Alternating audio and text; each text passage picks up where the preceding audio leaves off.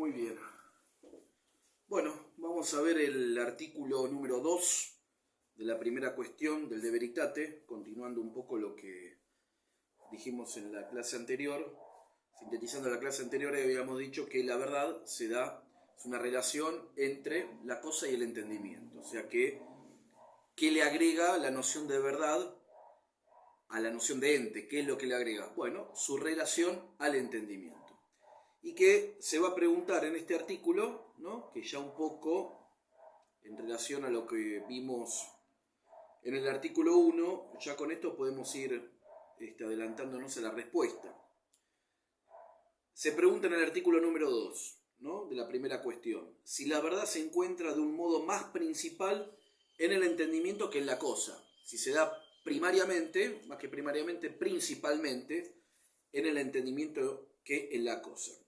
Y Santo Tomás de Aquino va a decir que sí, se da con prioridad en el entendimiento antes que en la cosa. Si bien la verdad también se da en la cosa, pero su relación, o sea, la verdad que tiene la cosa es en relación al entendimiento divino y que está abierta también la verdad de la cosa al entendimiento humano. Pero bueno, vamos por partes. Este artículo consta de cuatro objeciones, que vamos a leer alguna, por ejemplo, y la vamos a responder después.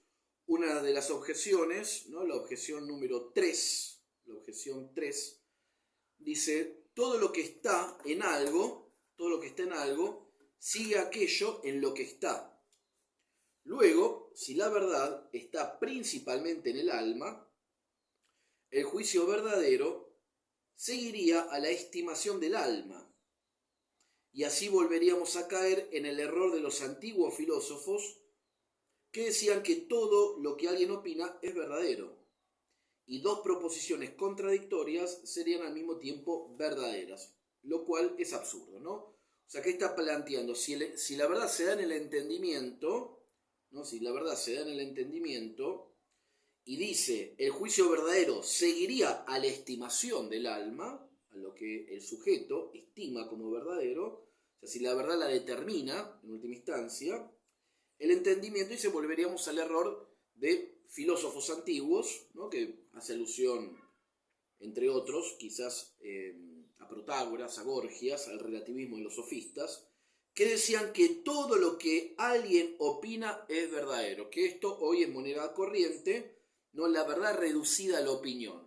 O sea, la verdad la determina cada uno a partir de aquello que estima como verdadero o que de alguna manera, o que estima como verdadero en cuanto a su opinión. O sea, que la verdad quedaría reducida a la opinión subjetiva de cada uno, ¿no? Entonces, y termina en esta objeción, y dos proposiciones contradictorias serían al mismo tiempo verdaderas, lo cual es absurdo. Por ejemplo, alguien opina que esta tiza es blanca, emite un juicio, la tiza es blanca, y otro dice la tiza no es blanca. Entonces, claro, uno emite un juicio opuesto, contrario a otro, y si la verdad la determina cada uno, ¿sabe? Si la verdad la determina cada uno, esas dos posiciones, esas dos opiniones serían simultáneamente verdaderas, ¿no? Porque la verdad será reducida a la opinión tanto de uno como a la opinión de otro. Pero esas opiniones confrontadas entre sí son contradictorias y lo contradictorio evidentemente es absurdo. Luego, la verdad no puede estar en el entendimiento. Esta es la objeción, ¿no? Una de las cuatro objeciones. No nos vamos a detener en las cuatro porque va a ser para muy largo. En el ser contra, la opinión contraria, la posición contraria, dice, por ejemplo, ¿no? En la segunda son dos, ser contra, dos posiciones en contra. La segunda dice, la verdad es la adecuación de la cosa y el entendimiento, que esto es lo que vimos en el artículo primero. Pero esta adecuación no puede darse sino en el entendimiento. Esta adecuación no puede darse sino en el entendimiento. Luego tampoco puede darse la verdad más que en el entendimiento, ¿no? Luego no puede darse la verdad más que en el entendimiento. Si se da la verdad es la adecuación de la cosa y el entendimiento, pero esa adecuación en dónde se da, en la cosa, no se da en la cosa esa adecuación, sino que se da en el entendimiento. Luego, la verdad, ¿no? Se da en el entendimiento. Bien, la solución a esto, y Santo Tomás va a decir esto ya lo habíamos anunciado en el artículo 1, de que como el ente cuando hace relación, ¿no? al alma, hace relación a las dos grandes facultades del alma, ¿no? Al entendimiento, y ahí se da el tema de la verdad, el ente en relación al entendimiento y que se da en el entendimiento. Por eso la verdad radica principalmente en la mente, principalmente en el entendimiento, y el ente cuando se relaciona con la facultad apetitiva, con el apetito, ¿no? Y el apetito apetece justamente un bien conocido, ¿no? En el caso de la voluntad, sigue un bien conocido por la inteligencia, y por lo tanto un conocimiento verdadero. Esa voluntad de alguna manera apetece un bien. Pero ¿dónde se da la razón de bien? Se da más en la cosa que en el apetito. Así como la verdad se da la relación entre el entendimiento, entre la cosa y el entendimiento, la raíz de bien se da una relación entre el apetito, ¿no? Entre el apetito y la voluntad, vamos a poner en el caso de del apetito espiritual, en la voluntad y la cosa. Es al revés el movimiento, o sea que el bien está prioritariamente en la cosa, y la noción de verdad está prioritariamente en el entendimiento, ¿no? Es como un movimiento circular. Muy bien, dice Santo Tomás, ¿no? Las cosas, en definitiva, están en potencia de ser conocidas por el entendimiento humano y son conocidas en acto por el entendimiento divino, ¿no? Hay que tener en cuenta que la cosa, los entes, son verdaderos en cuanto hace una relación al entendimiento, o bien al entendimiento humano o bien al entendimiento divino. Pero esta relación, tanto en un extremo como en el otro, entendimiento humano, entendimiento divino, en relación al entendimiento humano está en potencia de ser conocido por el intelecto humano. ¿Esto qué quiere decir? Que la cosa es anterior al entendimiento, ¿no? La cosa es anterior al entendimiento. Pero al mismo tiempo la cosa hace relación y referencia al intelecto divino. Y ya ahí la cosa no está en potencia en relación al conocimiento divino, sino que está en acto. Porque así como la cosa precede al entendimiento humano, Dios precede a las cosas. Por eso decimos que la verdad se da principalmente en el entendimiento, ¿no? Con prioridad en el entendimiento, en este caso en el entendimiento humano, con posterioridad en la cosa. Pero la cosa misma, en cuanto es verdadera, tiene su causa y su origen en Dios. Por lo tanto, lo que tiene de verdad la cosa, ¿se ve? La tiene de verdad, ¿por qué? Porque es causada por el propio Dios.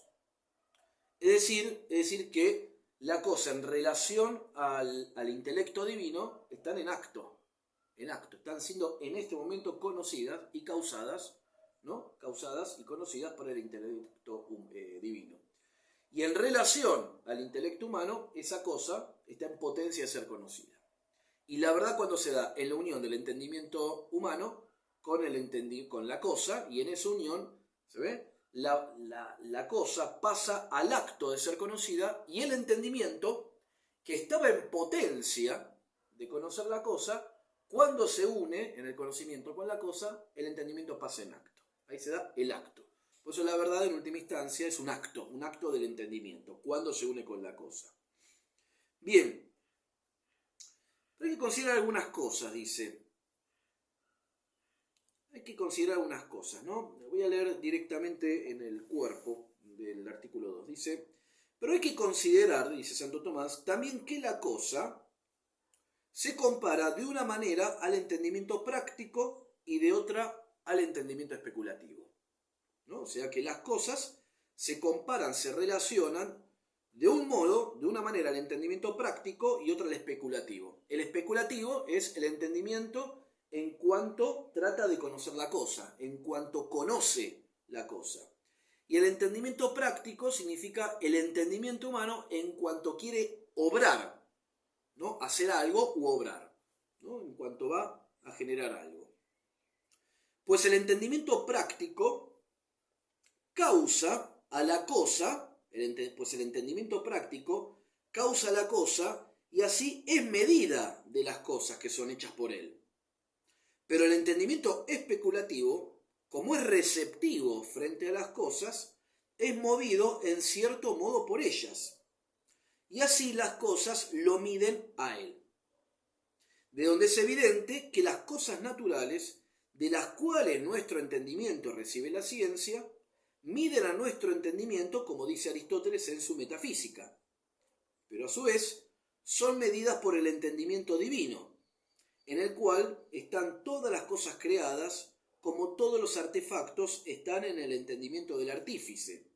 Así pues, el entendimiento divino mide y no es medido, la cosa natural mide y es medida, pero nuestro entendimiento es medido y no mide a las cosas naturales, sino solo a las artificiales. A ver, vamos a tratar de pasar en limpio esto.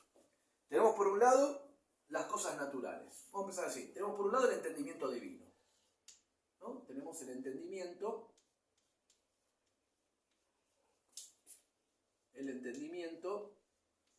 divino. Que este entendimiento mide y no es medido. Porque es el absoluto. Es la causa primera. Es la causa primera. ¿Mide qué cosa? Mide a las cosas. Porque él es el creador, el artífice de las cosas. Por ejemplo, tenemos las cosas naturales, los entes naturales. Esto vendría a ser, si acá tenemos el entendimiento divino, acá tenemos entonces los entes naturales, las cosas naturales, que tienen su causa en Dios. Las cosas naturales, ¿no?, son medidas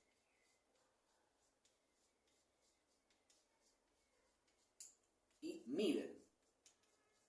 Ahora, estas cosas naturales son medidas por ¿quién? Son medidas por Dios.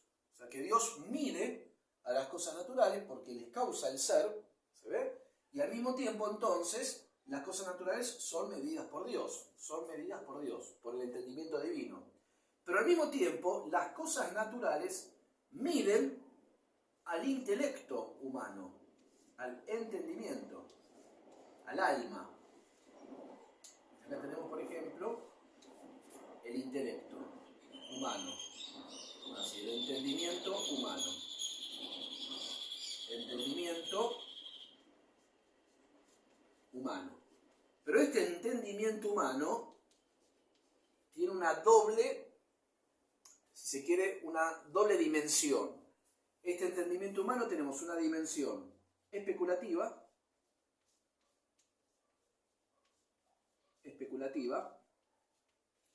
o sea, de conocimiento, una actitud de contemplación, una actitud de conocer la realidad.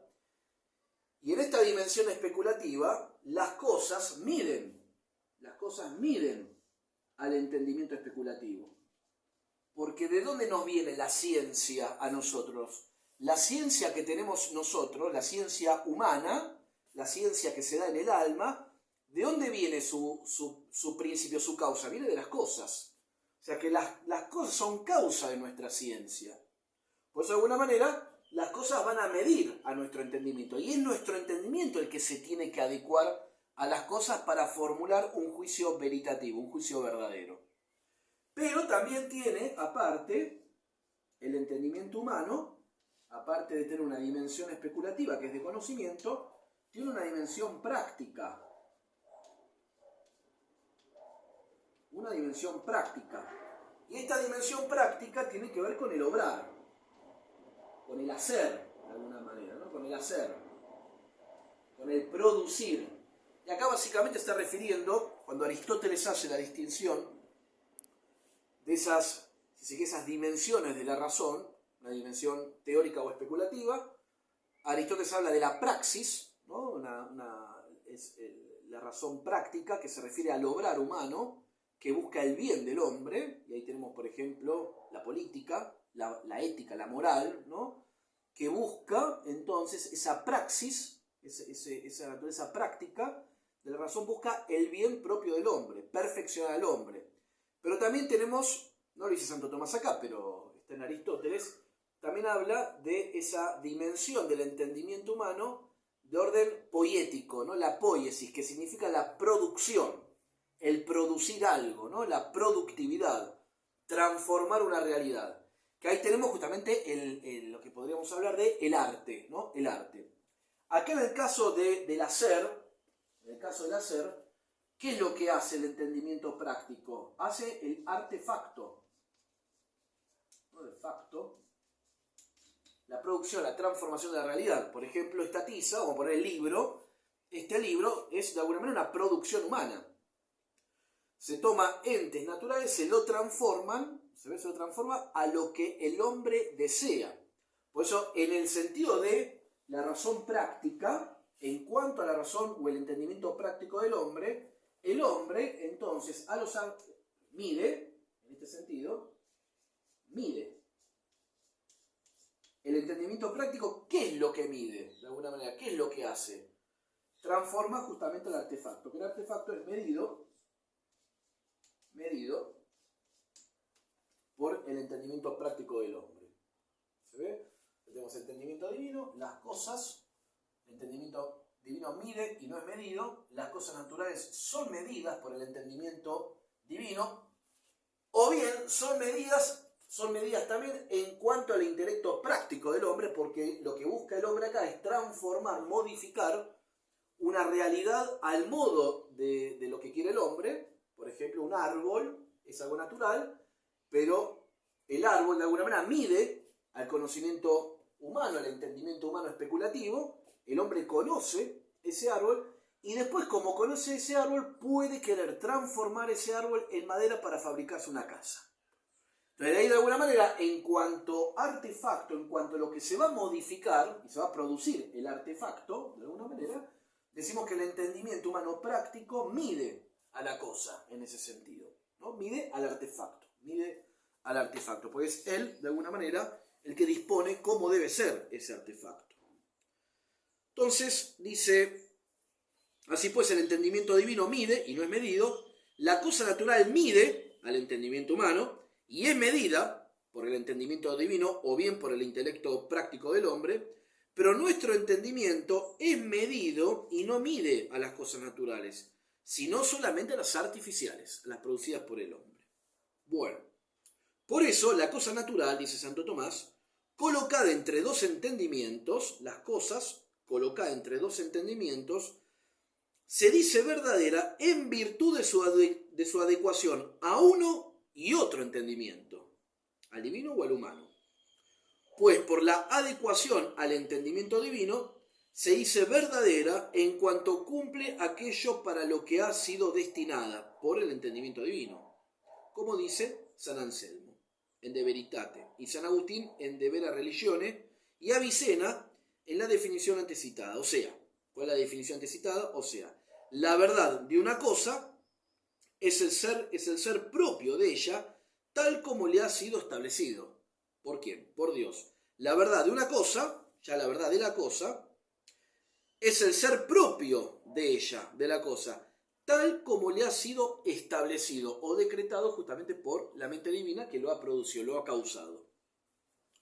Pero por la adecuación al entendimiento humano, la cosa se dice verdadera en cuanto está ordenada por naturaleza a formar una verdadera estimación de sí misma.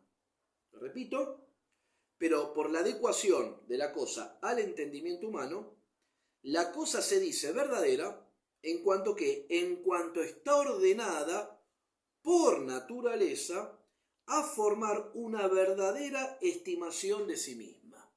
¿Dónde sea la estimación verdadera de la cosa en relación al intelecto humano? En el entendimiento humano. O sea que la cosa está ordenada, ¿no? Está ordenada hacia el entendimiento humano. Está ordenada hacia el entendimiento humano para que pueda ser conocida por él. Como por el contrario, se llaman falsas a las cosas que están naturalmente ordenadas a que se conozca que no son o ser conocidas como no son, según Aristóteles en su Metafísica. Por último, dice pues bien, y cierra con esto Santo Tomás, la primera razón de verdad conviene más principalmente a la cosa que la segunda. Porque la comparación al entendimiento divino, la cosa en comparación al entendimiento divino, es anterior a la comparación al humano. Era lo que decíamos al principio. La cosa hace relación a dos entendimientos, el divino y el humano. Pero primeramente, ¿en dónde se dio? Primeramente en orden al entendimiento divino, porque es Dios anterior a las cosas. Luego, la verdad de las cosas, no, la verdad de las cosas primeramente se da en relación al entendimiento divino. Posteriormente, como esa cosa está en acto siendo conocida por Dios, pero en potencia de ser conocida por el entendimiento humano, posteriormente se da justamente su relación al entendimiento humano. Dice entonces, y por eso, aunque divino es anterior que la comparación al humano, y por eso, aunque no existiese el entendimiento humano, aunque no hubiese inteligencias humanas, todavía las cosas se dirían verdaderas en orden al entendimiento divino. Es lo que decíamos también cuando estuvimos acotando en el artículo 1. Si eliminamos todos los entendimientos humanos, la cosa seguiría siendo verdadera, ya no en relación al entendimiento humano, porque no lo habría, sino son verdaderas ¿por qué? Porque están en acto siendo conocidas y en relación al entendimiento divino. Pero si uno y otro entendimiento, lo que es imposible, tanto el divino como el humano, lo que es imposible, se suprimieran, si eliminamos el intelecto divino y el intelecto humano, cosa que es imposible, dice acá, de ninguna manera permanecería la razón de verdad. No habría verdad. Habría entes, pero no habría una razón de verdad. ¿Por qué? Porque lo propio de la verdad es la relación a un entendimiento. Bien, respondiendo a la objeción que habíamos leído, que decía, vuelvo a leerla, la objeción, la tercera, todo lo que está en algo sigue aquello en lo que está. Luego, si la verdad está principalmente en el alma, el juicio verdadero seguiría la estimación del alma, y así volveríamos a caer en el error de los antiguos filósofos que decían que todo lo que alguien opina es verdadero y dos proposiciones contradictorias serían al mismo tiempo verdaderas, lo cual es absurdo. O sea, ¿cómo se responde a este, si se quiere, subjetivismo, ¿no? O relativismo? Y responde, después de todo lo dicho, Santo Tomás responde así a esa objeción. Lo que está en algo, no sigue a aquello en lo que está más que cuando es causado por los principios de éste. Y así, la luz que es causada en el aire por algo extrínseco, o sea, por el sol, sigue al movimiento del sol más que al del aire. De igual modo, la verdad, que es causada en el alma por las cosas, no sigue a la estimación del entendimiento, sino a la existencia de las cosas. Son las cosas las que marcan la pauta de la verdad, si bien la verdad se da en el entendimiento. Pues por el hecho de que la cosa es o no es, se dice verdadera o falsa el enunciado, y lo mismo el entendimiento. O sea, repito, pues por el hecho de que la cosa es o no es, se dice verdadera o falsa la enunciación o el enunciado. Y lo mismo con el entendimiento. O sea, de alguna manera, ¿cuándo el juicio es verdadero? Cuando el entendimiento se adecúa a lo que la cosa es. Si el entendimiento dice que lo que es, tenemos la verdad. Y cuando el entendimiento juzga y dice que lo que no es, no es el